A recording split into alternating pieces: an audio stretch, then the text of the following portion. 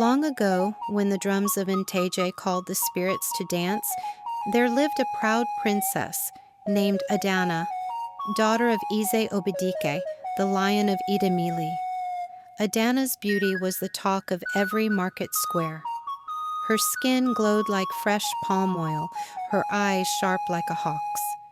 But her pride was heavier than her father's crown.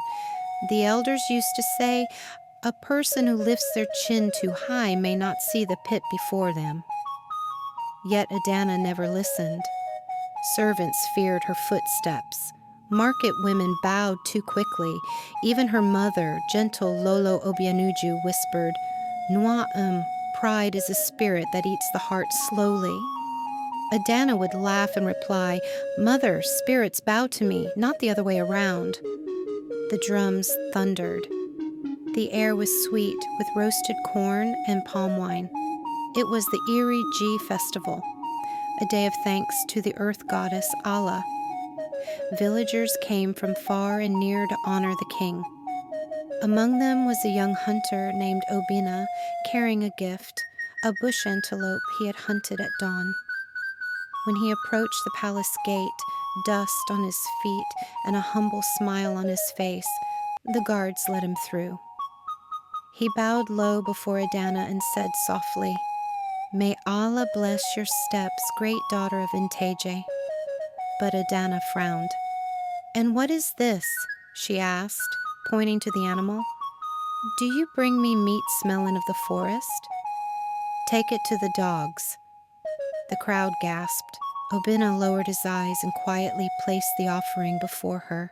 Then an old woman among the onlookers, wrinkled, bent, but her eyes glowing, murmured, "Princess, the river you insult today may quench your thirst tomorrow." Adana laughed aloud. "Then let me thirst forever." The drums stopped. Even the wind held its breath. That night, thunder rumbled without rain. In her chamber, Adana lay upon silk mats when a cold voice whispered, "You have called me, child of Obedike." She sat up. The air shimmered. A tall woman appeared, dressed in the blue of deep water. It was Mo Miri Nwanyi, the spirit of the river Idemili. "Your tongue has become a knife," the spirit said, "and every knife must taste its own edge."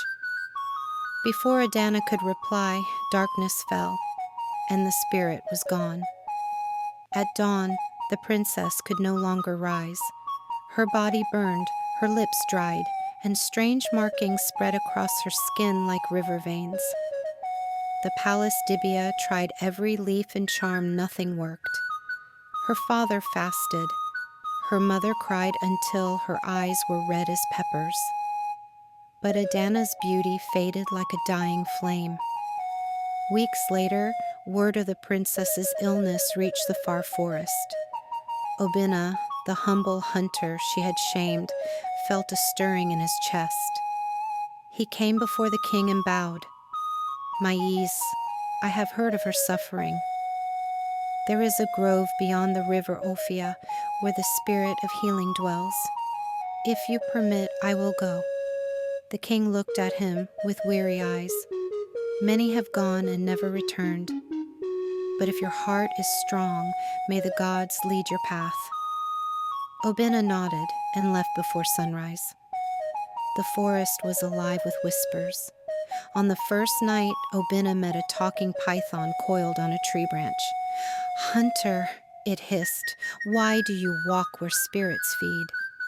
"For mercy," he said, "for a woman who once wounded me." The snake bowed and slithered away. On the second night, he crossed a bridge made of smoke and faced 3 figures dancing in silence. He greeted them with respect, offered kola nuts, and they vanished, leaving a glowing calabash in his hands. On the third night, a soft voice called from a pool of light. It was Neka, the spirit of mercy, her face calm as moonlight. "Why do you risk your life, mortal?" Obina knelt. "Because no one deserves to die in pride. If I can save her, maybe her heart will learn humility." The spirit smiled. Then take this water. But no, only her own lips can break the curse. He thanked her and returned to Nteje. The palace gathered as Obinna poured the glowing water into a wooden cup.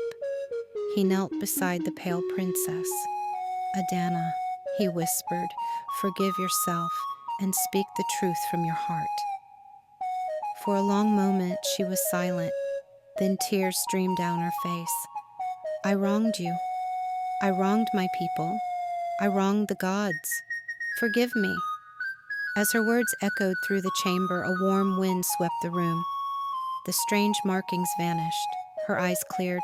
Her voice, once lost, returned, soft and trembling.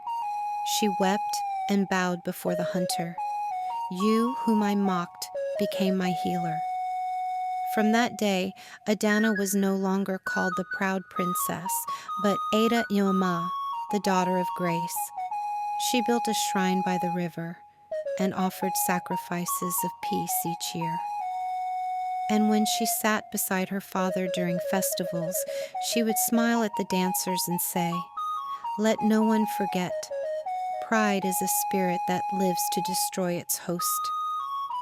They say the wind in Nteje still carries her story. At night when the moon sits over the river Idemili, you might hear a woman's voice whisper, humility heals, pride destroys. And somewhere in the forest, the spirits still speak the name of Obinna, the hunter whose compassion broke a royal curse.